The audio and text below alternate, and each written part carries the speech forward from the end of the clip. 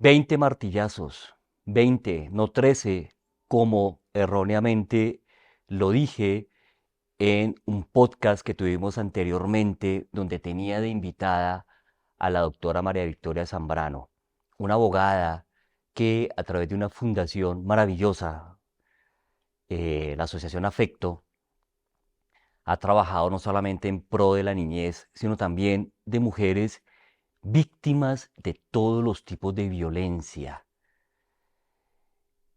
Y esos 20 martillazos no apagaron la sonrisa, no apagaron el brillo de los ojos de una mujer que yo estoy viendo aquí a mi derecha. Tal vez ustedes no están viendo su rostro por respeto a ella, por que su voluntad ha sido esa, no quiere aún mostrar su rostro, ha sido objeto de dos cirugías de reconstrucción, una en su cráneo, la otra de su rostro, de su dentadura, porque su atacante le quitó la dentadura no solamente a golpes, sino utilizando además del martillo otra herramienta que fue un alicate. Pero nada de eso le quitó el brillo, nada de eso ha quitado su sonrisa y es lo que yo veo ahora. Una mujer preciosa, una mujer que conserva la sonrisa a pesar de todo lo que le ocurrió. Estoy hablando de Karina Rincón. Karina, bienvenida. Muchas gracias, doctor Belisario. En primer lugar, pues agradecerle a usted por tenerme en cuenta, por realizar este podcast y agradecerle a mi Dios por esta oportunidad de vida que lo veo así y como lo dije en algún momento, siento que es una vida nueva porque nací el día de mi cumpleaños. Así que acá estoy gracias al milagro de Él y gracias a usted por su invitación. Sin duda, Karina, y yo soy quien tengo que agradecer. Mire, ¿cómo llega Karina a mí? Karina ve el podcast que hicimos con María Victoria. ¿M? Coincidencialmente, la abogada que la está representando en su representación de víctima me conocía y Karina por iniciativa propia le dice, yo quiero hablar con Belisario Balbuena, ¿sí? Quiero contarle directamente mi historia. Ella la ha contado a algún medio de comunicación que le ha prestado una ayuda muy importante, pero este es el primer podcast donde Karina viene. Y eso es un honor para mí porque tengo a la fuente directa. No estoy tomando información de referencia, sino que la tengo a ella aquí a mi diestra. Y tenemos todos esa grandísima oportunidad. Ella se animó a venir, no solamente gracias a lo que analizamos acá, sino a muchos de los comentarios que ustedes nos hicieron en ese podcast. Porque conversar cambia vidas, porque conversar ayuda. Miren, yo acabo de llegar anoche de estar 4 días, desde el pasado lunes, en la ciudad de Cali, participando en un foro muy importante, un foro que tiene como eslogan el diálogo de saberes para la cultura y la paz, foro La Tercera Orilla, y donde hay todo un grupo interdisciplinario de saberes. ¿Me explico? Hay científicos, psiquiatras, neurólogos, médicos, literatos, escritores que han ganado el premio Simón Bolívar, filósofos de España.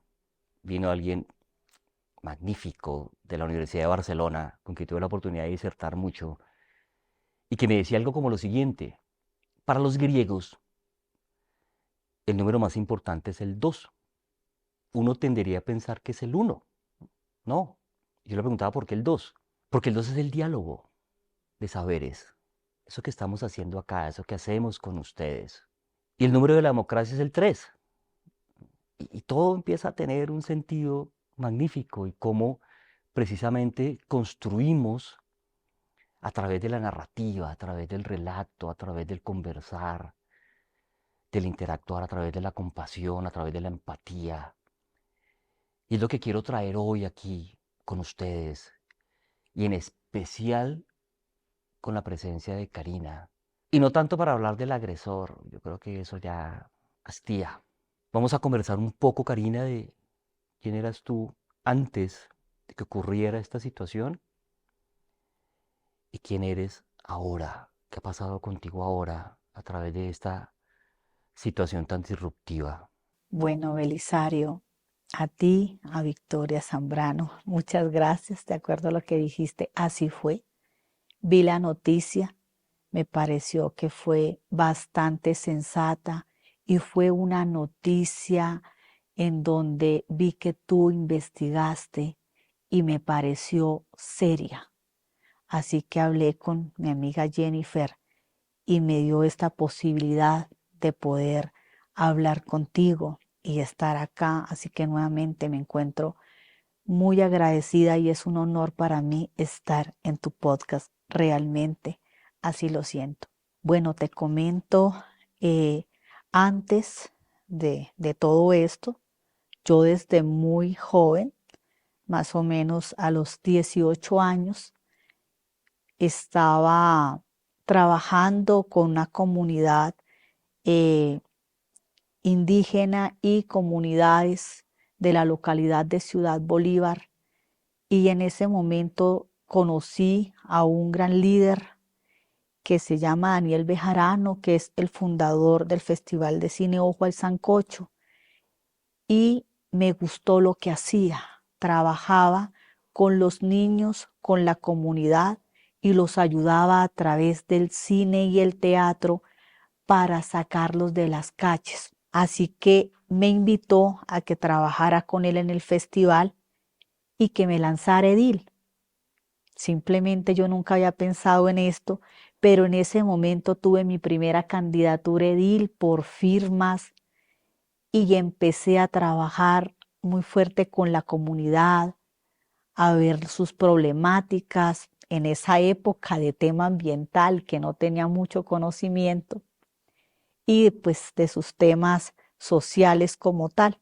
Tuve esa candidatura y tuve la segunda mayor votación en la localidad de Ciudad Bolívar, pero pues en ese momento no era partido político, sino movimiento, y por firmas, digamos que no alcanzamos el umbral, pero fue un ejercicio demasiado hermoso porque sacamos una votación y vimos que los amigos, los jóvenes nos apoyaron y los líderes de la comunidad.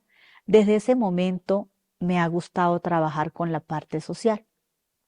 Siempre lo he hecho y luego estudié ingeniería ambiental. Ya me profesionalicé en el tema que en un comienzo quise trabajar simplemente comunitario y me especialicé también en el área ambiental. Ya durante mi ejercicio profesional ingresé, gracias también a, pues, al liderazgo comunitario, a entidades, a contratar en entidades del estado, del distrito, y pues muchos amigos también me dieron la mano, siempre estuvieron allí, y mis amigos son de hace 17 años, 15 años, siempre han permanecido allí. Tuve esa parte, gracias a esta parte social, luego tuve una segunda candidatura que fue en la localidad de Santa Fe, en donde también hice mi ejercicio porque tenía un trabajo comunitario en un sector específico con una comunidad pues vulnerable y me apoyaron demasiado. Saqué la primera mayor votación allá, pero muy curiosamente pasó lo mismo. Por partido político no alcanzamos el umbral. Así que bueno, dije, este tema de pronto político no es lo mío, pero el tema social sí. Seguí enfocada en este tema social y lo trabajo actualmente a través del ejército. Me presenté al ejército, hice el proceso y ingresé gracias a mi Dios, porque pues fui, la verdad, muy afortunada, ya que es un proceso complejo y ya me gradué de subteniente de reserva del Ejército Nacional. En esta área que trabajamos nosotros, se llama acción integral. Va única y exclusivamente relacionada al trabajo comunitario. Entonces, digamos que el enfoque ya fue totalmente direccionado a través de esta área y estaba trabajando pues muy activamente con mi ejército en todas las actividades que me eran posibles y gestiones que me eran posibles hasta el momento. Simplemente pues ocurrió lo que pues ya sabemos. Y después de esto, como te... Karina, antes de eso quisiera, de pronto con esa trayectoria exitosa de alguna manera que tú nos estás contando, ¿en qué momento es que tú conoces a el papá de tu hija, a quien fue tu pareja también? Ok. Fue mientras estaba estudiando mi carrera universitaria, eh, decidí presentarme a la multinacional para hacer mis prácticas y de una vez me podía servir para proyecto de grado. Así que pues en ese momento muchos compañeros optaron por hacer una especialización, pero yo quería como colocar en práctica mi conocimiento. Así que ingresé a la multinacional, pasé al menos 5 pruebas, fue pues algo complejo, y ingresé a esta multinacional y allí él era gerente. Así que él fue la persona que lideró mi proyecto de grado. Me guió como pues, ingeniero químico, tenía mucha relación con mi proyecto y lo lideró, me apoyó en el proyecto y nos hicimos amigos. Esta amistad duró al menos 2 años. Salí de la compañía, terminé mi práctica, continué pues mi estudio, me gradué y seguíamos siendo amigos. Fue después de estos 2 años de amistad que, digamos, yo en ese momento finalicé una relación que tenía y fue como ese apoyo amigo sincero que estaba allí y deposité demasiada confianza en él porque tenía una característica, es que a diferencia de otros amigos, sí, pues quizás aprovechan el momento con otras intenciones. A él nunca se le notó la intención, nunca me dijo absolutamente nada y siempre fue amigo al 100%. Yo llegaba a su apartamento, él iba a mi casa, me hacía almuerzo, le hacía almuerzo, le presenté a mi mamá, algo que mi mamá inmediatamente, las mamás son así, tienen un instinto que, Dios mío, en cuanto lo vio me dijo, no quiero volver a ver a ese señor aquí, no quiero que esté cerca. ¿Pero por qué, mami? No, me inspira algo, pero yo no sé, sé que no es bueno. No lo quiero cerca, por favor, Cari. Me dijo así. Mi mamá pues estaba acá de paseo, se fue nuevamente para mi tierra, para Ocaña Norte de Santander. Digamos que una vez a los papás o a las mamás dice que son caprichos y seguí siendo amiga de él.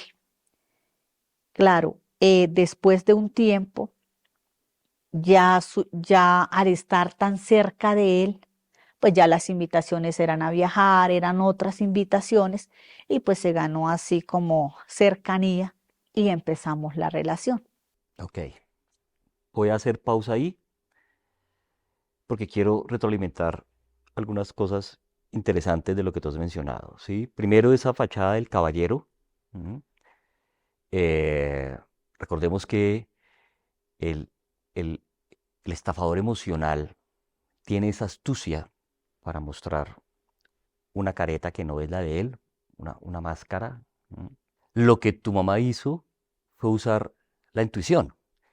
Y la intuición es, es una facultad que tiene el cerebro. Conecta el sistema límbico, es decir, el sistema emocional, con nuestra corteza prefrontal y nos advierte. Y uno lo puede interpretar como un instinto de que se dio cuenta de que algo no cuadraba ahí y que esa persona no le conviene. Y las mamás sin duda son seres que conocen muy bien a sus hijos, ¿sí? En especial si han tenido un vínculo cercano con ellos o con ellas. Entonces fue un tema intuitivo que científicamente es explicable, ¿sí? Que seguramente muchas mamás lo tienen y a muchos de nosotros tal vez en algún momento nos dijeron, no me gusta esa pareja que usted tiene y resultan a la postre teniendo razón. Bueno, entonces, ¿qué pasa después? Ustedes ya comienzan una relación formal de noviazgo y... Sí, nuestro inicio y un detalle fue extraño porque yo no sentía pues como el deseo de ser su pareja. Así que cuando él intenta tener un noviazgo conmigo, yo le dije que no y me alejé al menos 4 meses. Luego se retoma la amistad, yo creo que sigue siendo una amistad y me vuelve a hacer la propuesta y volví, me alejé al menos 2 meses. Luego de esto, él siguió siendo mi amigo, me recogía a la universidad, me ayudaba con trabajos, era muy cercano y tenía de pronto mucha confianza y yo también le tenía confianza. Así que finalmente por esta cercanía, pues yo accedo a tener una relación con él, pero pues durante la relación, al poco tiempo, ya empezaban a ocurrir cosas. Una de ellas es que yo tuve un tema, yo en ese momento tenía una casa y yo tuve un tema en mi casa y dije, bueno, me gustaría salir de la casa un tiempo porque estaba organizando unas cosas de documentación y demás y unos arreglos. Y me dijo, Cari, ve al apartamento y quédate allá unos días mientras organizas. O yo dije, o busco un apartamento en arriendo mientras tanto. Yo lo hice así. Mi mamá incluso en ese momento lo hizo, me acompañó. No, mi mamá hasta se enfermó porque no quería estar allí. Entonces estuve un tiempo, mi mamá se fue como a los 10 días y yo me quedé. Ya cuando pasó el mes, mes y medio, yo dije, me voy y busqué un apartamento en arriendo porque yo quería salirme rápido, Ujú. no me sentía cómoda. Y él me dice, vas a acabar con lo nuestro. Si tú te vas, me estás terminando. Yo le dije, no es eso, seguimos siendo novios, novios, viviendo yo en mi espacio y tú en tu espacio. Ujú. No lo aceptó. Que si me iba era porque no lo quería, se fue a tomar, luego me llevó serenata, demás, despechado porque yo me iba. Ujú. Me angustió eso. Cálmate y simplemente accedí a quedarme. Y así yo de pronto buscaba los 2 meses para irme y era como la misma situación. Y así pasó, digamos, un año y finalmente al darme cuenta ya estaba viviendo con él fijo. Ujú. Ya nunca más, digamos, se me ocurrió irme, Ujú. sino que me acostumbré a estar allí. En esa convivencia hubo situaciones de celos obsesivos. Más o menos al año Ujú. ocurrió algo particular y es que pues yo como estaba en este tema político, yo tenía reuniones con la comunidad y esas reuniones a veces llega una a las 12, 1 de la mañana, porque está apoyando a algún amigo, ¿no? Tenía una reunión a las 8 de la noche. Yo me alisté y él al menos a las 7:30 me dice, estás muy hermosa, te vas muy linda para la reunión. Yo le dije, estoy elegante pues quiero ir hacia la reunión. Ay, bueno, estás hermosa, normal. Salió de mi habitación porque dormíamos en habitaciones diferentes. Digamos que yo quería mantener el noviazgo, ¿sí? Y estábamos en habitaciones diferentes. Él sale de mi habitación, yo quedo en el tocador terminándome de alistar y voy a salir. Cuando voy a salir, la puerta no abre. Wow, la puerta no abre, no abre. Yo definitivamente estoy encerrada. O sea, estoy encerrada. Me coloqué triste. Pasaron 2 horas. Me quité la ropa, ya no tenía sentido. Me empillamé y me acosté. Apareció como a las 12 de la noche más o menos. Había llegado a ver después de tomar algunas cervezas y abre y entra. Y yo, me dejaste encerrada. ¿Cómo? ¿Cómo se te ocurre que te he dejado encerrada? Yo salí. No, me dejaste encerrada. No pude salir de la habitación. Te lo juro. Yo no cerré. Perdóname. De pronto se cerró y no tenía seguro, no sé, pero es que hay que darle seguro por fuera. Me dijo, no, simplemente yo no me di cuenta. Perdóname la vida, en ningún momento quise dejarte sin tu reunión. Discúlpame, seré más cuidadoso.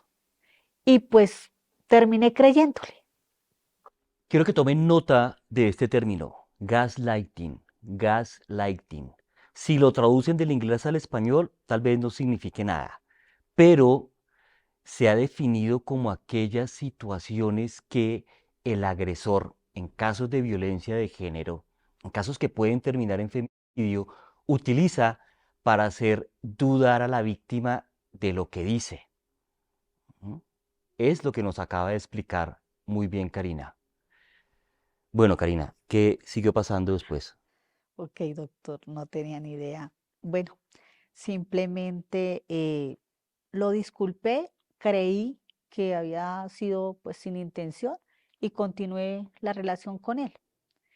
Luego de un tiempo, siempre era como largos plazos, él se comportaba bien mucho tiempo y hasta ese momento pues no había ejercido como ninguna violencia contra mí, pero más o menos en 9 meses siguientes hubo un encuentro de la familia, que venía un hermano de Panamá y demás, y pues me lo quiso presentar.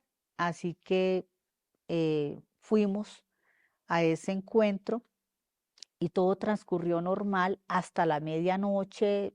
Estábamos pues tomando en su evento familiar y de repente ya como que yo lo vi muy tomado. Yo dije, me quiero ir, vamos. Y salí a tomar aire. Cuando yo estaba afuera, porque él digamos que no prestaba como atención a lo que yo le decía en ese momento, salió y me rapó el celular. Me rapa el celular y el hermano estaba allí, pues el que había llegado de Panamá. Y el hermano le advierte, le dice, no la toque.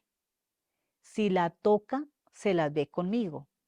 Yo me quedé como sorprendida porque pues él nunca me había golpeado, pero inmediatamente me coloca contra la pared en un rincón y me sacude. Y el celular, definitivamente mi celular se apropió de él. Así que cuando él me sacude, el hermano lo toma, lo golpea y lo envía pues lejos de mí. Me dice, tome el celular rápidamente y vaya al carro. Yo cogí el celular cuando él cae, me fui corriendo con la hija de él y con él, me metí al carro. Él se quitó, pues veía de lejos, se quitó la camisa, no sé qué más hizo, la gente se le vino encima y lo iba como a golpear y luego llamaron la policía. Yo terminé quedándome esa noche donde un familiar de él, y me dijo que me quedara tranquila y que lo dejara. Usted no conoce a mi hermano, debería de pensar muy bien las cosas y posiblemente separarse de él. Me quedé pensando en esto Y lo más curioso es que en ese momento precisamente yo estaba en cambio de contrato. En cambio de contrato no podía durar 2, 3 meses fuera. Así que hizo esto, digamos, en el momento menos apropiado para mí. Duré 3 días fuera en donde sacó mi ropa del apartamento, me la guardaron en portería, a mi mascota prácticamente la sacó del apartamento y la guarda de seguridad le dijo que debía ingresarla. Y luego con la hermana y con ayuda de la hermana debí retornar al apartamento, pues para recuperar mis cosas y poder salir. Cuando retorno al apartamento con la hermana, él se encuentra en un estado complejo, o sea, estaba llorando, estaba deprimido, no había comido según él en 2, 3 días y no sabía qué hacer porque yo no estaba. Así que me pidió perdón hasta se hincó, le dijo a la hermana que por favor le ayudara para que yo retornara y que no sabía qué le había pasado, que el licor estaba adulterado, que no sabía por qué había tomado mi celular así o por qué me había cogido contra la pared, que se disculpaba de muchas formas y que jamás en la vida iba a pasar, que lo perdonara y demás. Flores de don Eloy, que siempre me llenaba de flores cuando hacía algo así. Así que la hermana me dijo, él la quiere, la ama demasiado, tranquila. Estaba tomado, son cosas de tragos y demás. La hermana lo favorecía mucho. Y pues finalmente ingresé y me quedé allí con él. Mucho, pues pasó mucho tiempo pues para que se volviera a comportar mal.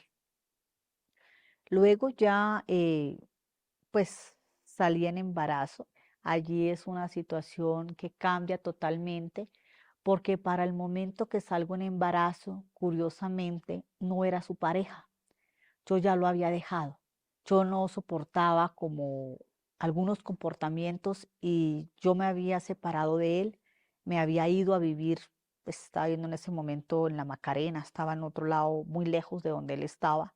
Tenía unos viajes comprados, uno a Perú, que yo no quise ir y siempre quise perder todo y demás.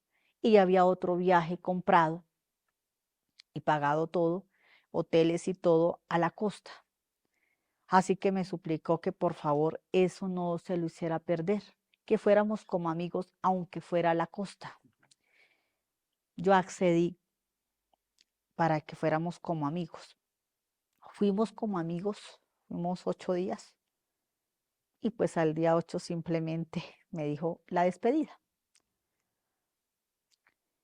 Y retorno yo a mi apartamento. Yo estaba en ese momento en una de mis etapas más hermosas porque yo estaba entrenando para participar en fitness y tenía un entrenador personalizado, gimnasio en casa, y llevaba ya un año entrenando fuerte, fuerte. Aparte, pues antes iba al gimnasio normal, pero esto era para participar.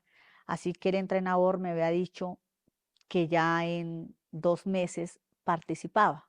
Él había sido campeón de pesas en Bogotá. Y yo preparada. En ese momento, cuando retorno de la costa, había pasado un mes y me sentí mal. No pude alzar las pesas. Y el tema es que me fui al médico a la 1 de la mañana, la persona que me acompañó fue él y estaba en embarazo. Yo siempre, pues, he sido muy creyente en mi Dios y nunca atentaría, pues, contra una vida. Así que simplemente dije, mi bebé es mi bebé, lo voy a tener en el nombre de mi Dios. También el tema tradicionalista de pronto de mi tierra, que es muy católica. Karina, ¿cómo reacciona este personaje cuando usted le cuenta sobre su embarazo? Él estaba conmigo en ese momento, yo quedé sin palabras y no podía decirle. porque yo sabía que no quería retornar con él. Así que me dice, yo le dije, no, es que estoy en embarazo. Le dije en el ascensor, ni siquiera le dije cuando me dijeron en la clínica, no le quise decir, salí corriendo al ascensor y a subirme al carro. Y me dice, me abraza, vamos a ser papás, amor, tú eres mi esposa, yo te amo, tú sabes que yo te amo y simplemente vamos a ser papás, nuestra bebé va a nacer en el hogar y yo estoy contigo. Y pues esto dio paso a que volviéramos y más porque el tema que te comentaba, siempre de tener los hijos con el papá y el hogar y el valor de la familia, ha sido siempre muy fuerte en mí. Así que me pareció una buena idea de que pues las cosas mejorarían con el embarazo. Pero yo finalmente a los 5 meses, 4 meses, debí irme para mi tierra porque no soporté más. Desató una furia donde me gritaba a todo, en todo momento. Yo, al salir en embarazo, tuve la desfortuna, me pasaba cuando regresaba con él, no sé por qué, y tenía 3 contratos en ese momento y no me fue renovado ninguno por el embarazo. Así que quedé sin trabajo. Él se hizo cargo de todo y era el apoyo. Empezó a gritarme demasiado, me gritaba a tal extremo que me dio una cefalea intensa que ya un día me desmayé y me sacó para urgencias. Él, me indicaron que debían hacerme un bloqueo neuronal para que pudiera continuar con el embarazo, porque era una cefalea que me provocaba otros síntomas y podía perder la bebé. Así que me hicieron el bloqueo y luego él casi hace que me active la cefalea nuevamente a pesar de tener el bloqueo como al mes. Entonces me fui nuevamente por urgencias y la recomendación del neurólogo fue, usted debe estar en calma y si usted sigue, no sé qué situación tiene, pero si usted sigue en esta situación, ya no se le pueden hacer más bloqueos y está en juego la vida de su bebé. Así que se debe calmar y debe disminuir lo que sea que le esté pasando.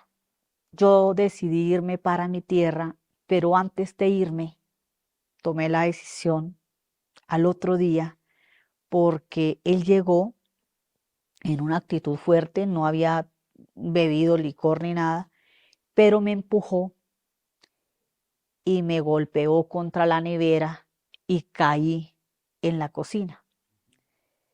Este fue, digamos, el primer golpe que recibí.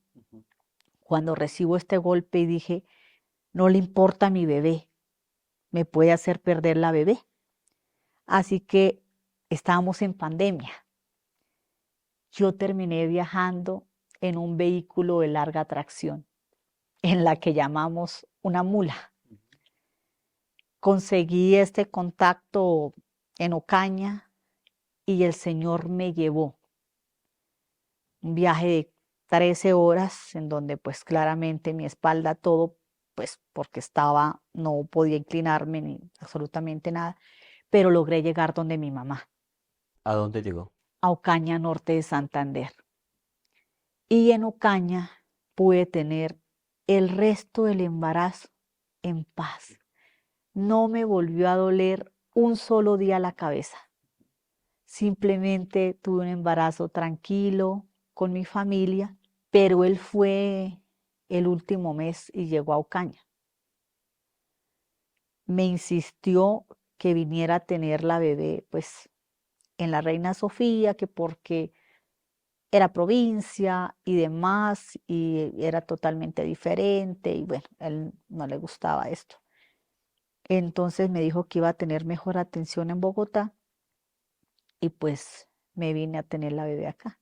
y después pues quedé con él nuevamente. Ya cuando tuve la bebé se comportó bien ese tiempo y continué viviendo con él. Luego de eso despertó otra actitud diferente a lo que había hecho anteriormente. Y era que llegaba como a usar de mí o a estar conmigo a la fuerza. Simplemente me rompía la pijama a la hora que llegara y me obligaba a estar con él. Yo podía llorar, no le interesaba y luego pedía perdón porque había llegado con licor. Siempre llegaba pues con licor cuando hacía esto. Y decía que incluso muchas veces simplemente, ¿qué pasó? ¿De qué me hablas? Yo no me acuerdo. Me acuerdo que llegué y me acosté a dormir. ¿De qué me estás diciendo? Generalmente. Y pues tenía a mi bebé pequeña y estaba sin trabajo. Estaba esperando que pasara el tiempo para poder retomar mis actividades. Karina, voy a interrumpirte solo para explicar un poco a quienes nos ven y nos escuchan cuál es la significación de todo esto desde la ciencia. Y ustedes lo saben, porque en podcasts anteriores lo he manifestado. Hace muchos años la doctora Eleanor Walker definió algo que ella llamó el ciclo de violencia, más o menos en 3, 4 etapas: acumulación de tensión, revelación, luna de miel. Y usted nos las ha mostrado en la historia que nos relata. Pero fijémonos que teóricos y científicos posteriores dijeron no es un ciclo, es una espiral ascendente, es decir, es una escalada la violencia. Y fíjate cómo nos has descrito precisamente los 4 tipos de violencia: psicológica, física, económica, porque seguramente también la hubo, espero que nos clarifiques eso ahora, y sexual.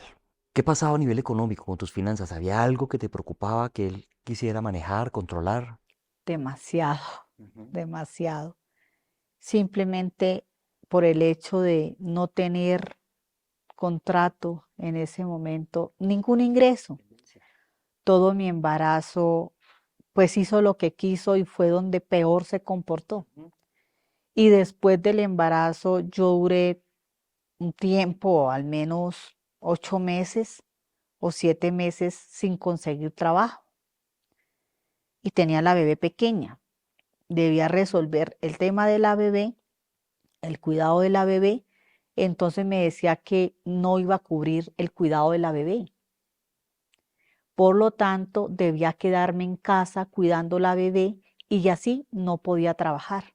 Cuando logré conseguirme algo, yo dije, pago la mitad, ayúdame por favor con la mitad para poder salir a trabajar. Quiero traer un ingreso, quiero comprar mis cosas. En todo ese tiempo es un detalle complejo, pero no me compró absolutamente nada para mí, nada, prácticamente ni los útiles de aseo.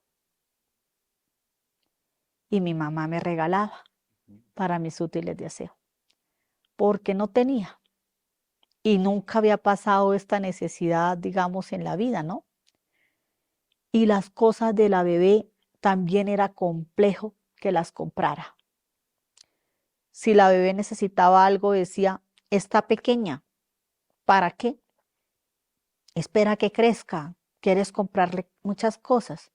Era simplemente que ya la ropita no le quedaba buena, por ejemplo, que necesitaba una pijamita, otra cosa, no se la compraba. Y fue cuando yo, gracias a mi Dios, tuve esa oportunidad de tener un primer ingreso bajo al comienzo porque no trabajé en ese momento en un contrato, sino un amigo me apoyó en una empresa y me pagaba algo y yo lo ayudaba y en la oficina y esto, y ganaba algo. Así que con esto yo le podía comprar las cositas a la bebé y lo básico mío. Y empecé a resolver de esa manera mientras pasó el tiempo y luego ingresé a trabajar finalmente, pero al momento que yo ingresé a trabajar era otro. Era el más caballero, era el más romántico, era el más amoroso con la niña, le traía cosas, le compraba ropa, me llevaba a comer a la niña también. Fue un cambio extremo y se metió incluso a ir a unos cultos en mi iglesia cristiana y me dijo que gracias a mi Dios pues había cambiado mucho y que pues lo perdonara por todo, que era también la presión de ser papá y demás. Yo no sé cómo, es muy difícil explicarlo, pero yo le creí al final. O sea, él me lo decía de una manera que yo terminaba creyéndole, doctor. Entonces yo continuaba en el hogar. Voy a interrumpir eso para explicarlo un poco. Los seres humanos podemos ser desde dos orillas.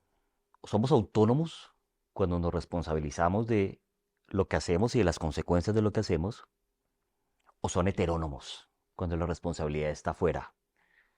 Fíjense lo que nos ha ilustrado muy bien Karina. Este individuo le echaba responsabilidad a cosas externas a él. El licor, el estrés, la situación laboral, el hecho de que apenas estaba siendo papá y que esto pues, lo estresaba, que su cambio era porque había estado en un culto cristiano, etcétera. ¿Y cómo cumplía ese ciclo precisamente logrando esa luna de miel para el perdón, para que usted obviamente lo perdonara, le diera otra oportunidad más? Y la culpa no es de la víctima. Por favor, en esto seamos compasivos. Porque yo sé que muchos de ustedes estarán tentados a escribir, a decir, pero yo me hubiera ido desde el primer momento en que me arrinconó y me dañó el celular. No es tan fácil. Tenía una dependencia económica. Él le pedía perdón. Parecía ser otra persona, utilizaba esa máscara y precisamente estaba alimentando ese ciclo y esa escalada de violencia. No es fácil salir de ahí. Usted tiene que ilustrarse mucho, tiene que conocer en qué juego la metieron para saber cómo jugar, porque quien no conoce las reglas del juego pierde. Y en ese momento Karina no las conocía. Hasta ahora las está conociendo. Fíjense que hace poco, precisamente en este diálogo, ella me dice, ay doctor, es que yo no sabía lo que es el gaslighting. Hasta ahora lo estoy entendiendo. Está teniendo lo que se llama insight, capacidad de comprensión, pero es que no nacemos con eso no es instintivo. Debemos saberlo para poder prevenirlo, para saber detectar los banderines rojos. Ella en su momento no pudo, pero no es culpa de ella. La culpa es del agresor, absolutamente del agresor. ¿Qué pasó después, Karina? Bueno, doctor, como para no alargar tanto la historia, después fueron los dos últimos episodios como más fuertes, bueno, tres. Uno, la bebé estaba al menos de año y medio, 2 años de edad, estaba con mi mamá en la casa y fue la primera vez que tuve la medida de protección porque llegó tomado, intentó abusar de mí ese día demasiado fuerte, me alcanzó a doblar mi brazo hacia atrás y me lo estaba partiendo, me lo estaba lastimando demasiado. Yo grité y mi mamá había llegado el día anterior de visita. Mi mamá me defendió, llegó rápidamente, me lo logró quitar de encima porque me colocó boca abajo y me dobló el brazo. Y él inmediatamente pues reacciona. Yo, la bebé sale, la bebé se asusta, sale, mi mamá la carga y yo empecé a retirarlo de mi mamá. Así llegamos hasta la sala. Cuando estábamos en la sala, él le quiso quitar la bebé a mi mamá y la bota por el aire. La niña prácticamente cae al piso y yo logré empujar la niña y cayó en el sofá. Gracias a Dios, porque si no, pues la niña se había lesionado la cabeza o cualquier parte del cuerpo. Y cuando él vio que yo caí con la bebé en el sofá, él se lanza al sofá, o sea, hace como que se ve, o sea, él se lanza y con la rodilla me golpea el rostro. Luego ya llamamos la policía, yo bajé a recibir la policía y a una amiga que tenía en un barrio muy cerca, que es periodista judicial, la llamé porque sé que a ella le tenía pánico. Llegó mi amiga, llegó la policía y mientras yo estaba abajo, golpeó a mi mamá. A mi mamá le lesionó la columna contra la pared y la puerta, la presionó con ambas y fuimos luego a medicina legal, la medida de protección, pero hay algo curioso. Cuando yo llego a colocar y a solicitar el apoyo de comisaría, él ya había ido muy temprano y tenía medida de protección yo. O sea, él En contra colocó en suya, contra mía típico. y colocó una abogada, una abogada. Así que la abogada, yo pues fui sin abogada, yo no tenía abogado, o sea, simplemente yo fui. Y esta abogada se encargó desde ese momento, realmente, que ahora también lo entiendo, porque se lo comenté a nuestra amiga Jennifer, que es experta en el tema. Ella me obligó a asistir, a dejarlo ingresar al apartamento a ver a Sofía por la patria potestad. Me obligaba a encontrarme con él en los centros comerciales y escucharlo.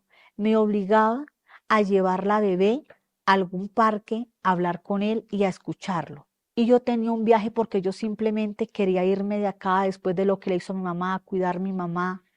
Le hizo un tratamiento a mi mamá particular muy costoso por la afectación de columna que tuvo, que hoy en día sufre de la columna mi mamá y está en tratamientos por esa razón. Y en medio de todo eso yo me iba a ir, pero él, la abogada, simplemente me dijo que no podía viajar, que si viajaba me quitaban la niña, porque me la podían quitar porque yo debía estar acá para llevarle la niña y dejársela ver, que si yo me iba me debía ir sin mi hija, así que no pude viajar. Después de eso, doctor, en 8 días falleció mi mascota de 15 años. No sé por qué, simplemente la mascota estaba muy bien, estaba excelente de salud, pero falleció. En medio de todo esto, simplemente tuvimos un tratamiento psicológico por parte de la comisaría, en donde la recomendación y con coach psicológico, psicólogo que él pagó particular, la recomendación fue que volviéramos, que éramos una familia que por el bien de la bebé la recuperara y que ya él estaba arrepentido, que se le veía el cambio y demás. Hasta yo no sé cómo hacía, pero hablaba con una seguridad y todo lo que le decía a la comisaria, al psicólogo, yo me quedaba sorprendida mirándolo porque nunca hablaba de su pasado, ni nada, sino de algo como de los logros de él y demás. Y se admiraban por sus estudios, por sus cargos y todo esto. Y finalmente esa fue la recomendación y me fui para mi tierra como a los 5 meses porque él me dijo, no, viaja tranquila, yo le voy a decir a la abogada que no te moleste y fresca, ve. Yo fui y llegó a los 8 días. Me propuso que nos casáramos, llegó con todas las promesas de este mundo y me dijo que volviéramos.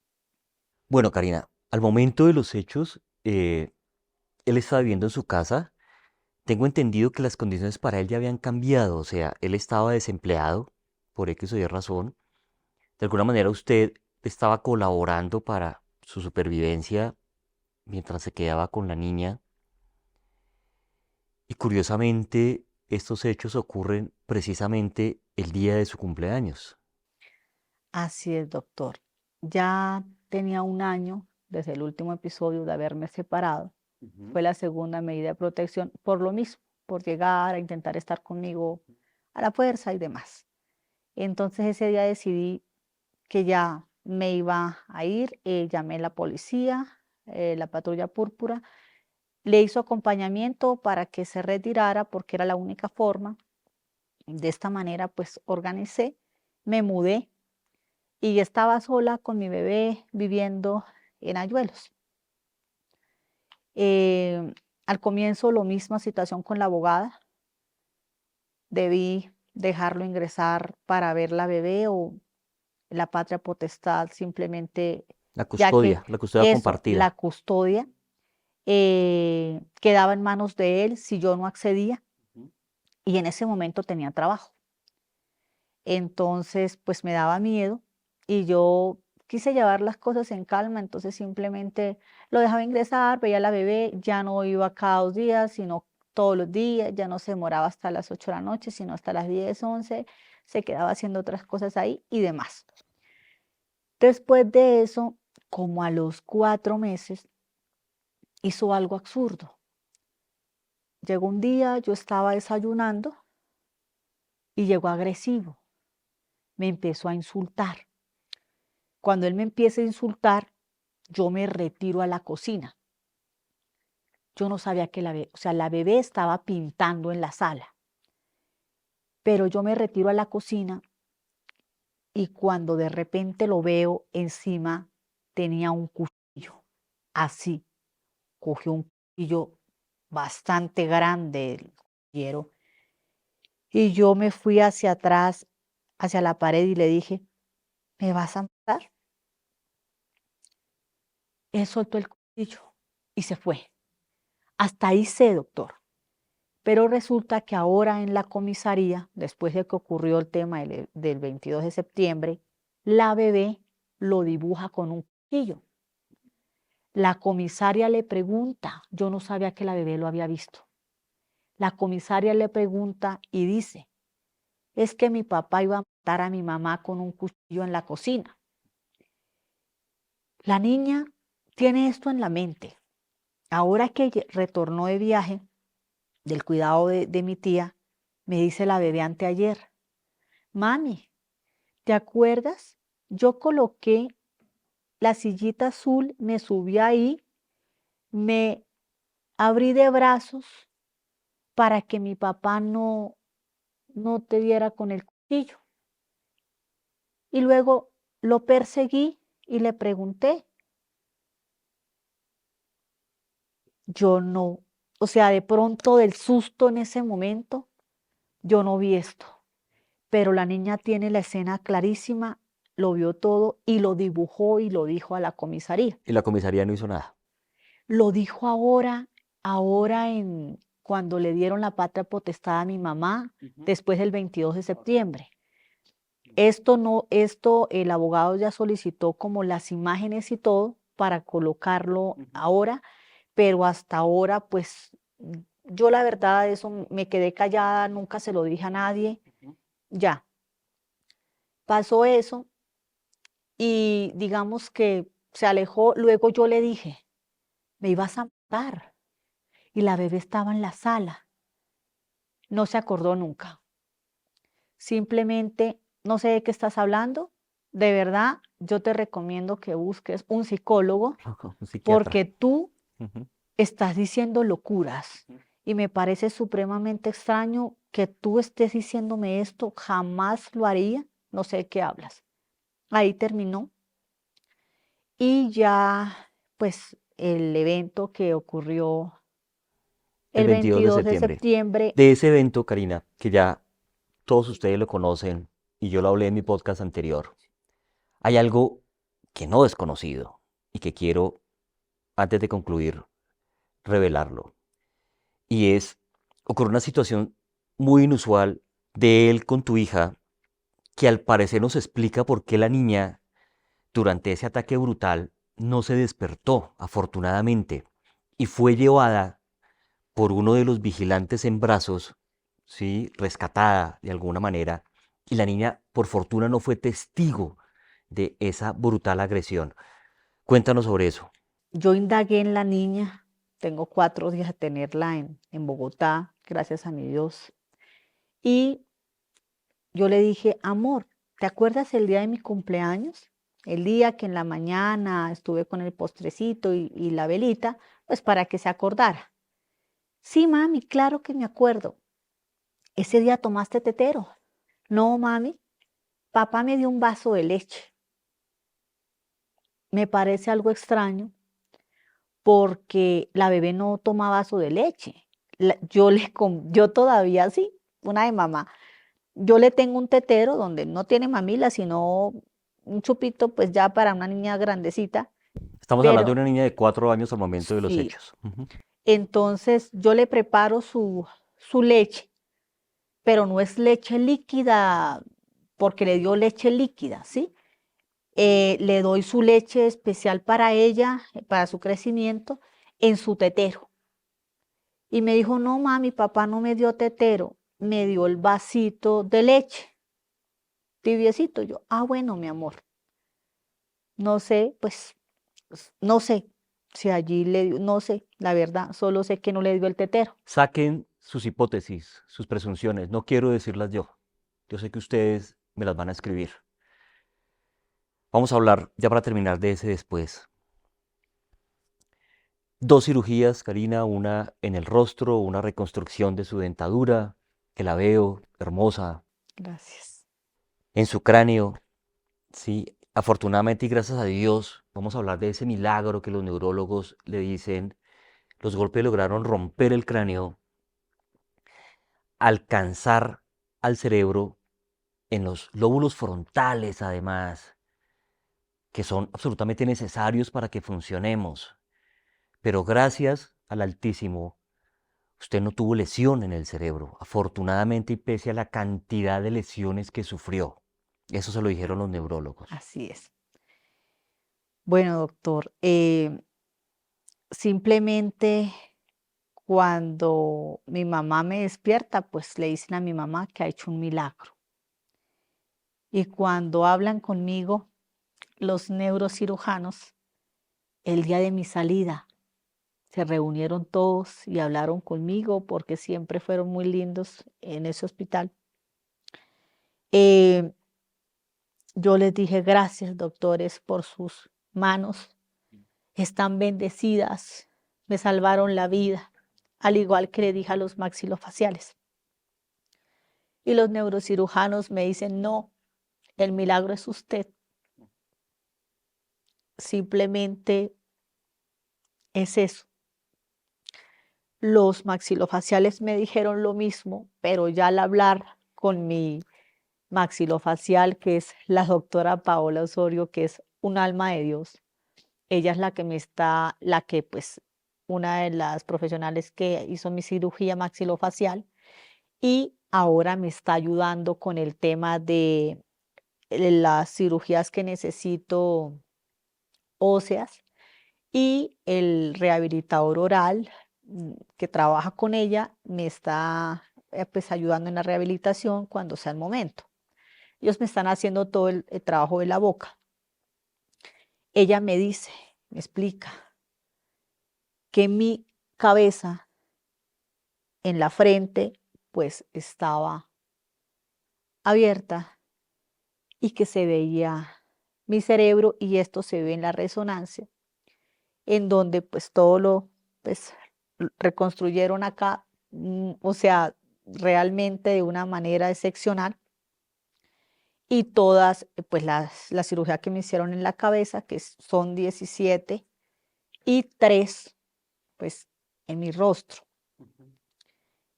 Los dientes que me fueron retirados pues fueron la mitad con un poco en el martillo, en donde quedaron las raíces, y la otra mitad, incluyendo una muelita, la retiró con un con alicate. alicates, ya que mi mamá encontró el alicates envuelto en la pantaloneta que tenía ese día totalmente lleno de sangre debajo del mueble de mi baño. No sé si la fiscalía lo habrá visto, pero mi mamá, como fue a hacer el aseo con una amiga de la alcaldía, lo encontraron. Entonces el alicate, pues ella del susto y no quería ver mi sangre, así que lo lavó. Había un balde en el baño, la mitad lleno de sangre. No sé qué estaba, bueno, tenía ese balde allí. Encontró todo esto mi mamá y pues todo el piso y absolutamente todo. Pero los dientecitos, la doctora me dijo que acá pues estaban retirados con raíz y pues se debieron retirar todos con raíz. Y ahora viene mi rehabilitación, que todo ha sido muy avanzado, de verdad. La misma doctora dijo, es increíble. Ya me hicieron resonancia nuevamente, ya mi encía sanó, ya me van a hacer la cirugía a finales de este mes de las coronas y luego me van a hacer la de rehabilitación oral cuando sane nuevamente la encía. Esta sí va a demorar al menos 4 o 6 meses, Karina, pero sobre eso, perdóname que te tranquilo. interrumpa, pero quiero hacer precisamente un llamado para ustedes. Eh, Karina es la muestra de muchos milagros, pero aún faltan más. Porque como nos está diciendo, necesita otras cirugías para poder reconstruir parte de su rostro que estoy observando en este momento, de las heridas que observé del cráneo. Em, y para eso pues es muy importante también su ayuda. Yo sé que este no es un podcast de millones de seguidores, pero con los 21.000 que vamos nos sentimos más que satisfechos. Además porque yo sé que tengo gente de Colombia, en España, en Alemania, en Panamá, en México, acá en diferentes regiones, y que sé que desde la compasión, desde el amor, desde la empatía, podrán colaborar con usted, Karina. Por favor, danos la información de cómo podrían ayudar. Doctor, muchísimas gracias realmente por este apoyo. Sí, en este momento pues yo solicito a los buenos corazones, yo sé que las personitas me han ayudado, de verdad, personitas que no me conocen, que me han contactado, que me han brindado su apoyo y yo sé que pues en nuestro país y también en otros países hay gentecita que me apoya.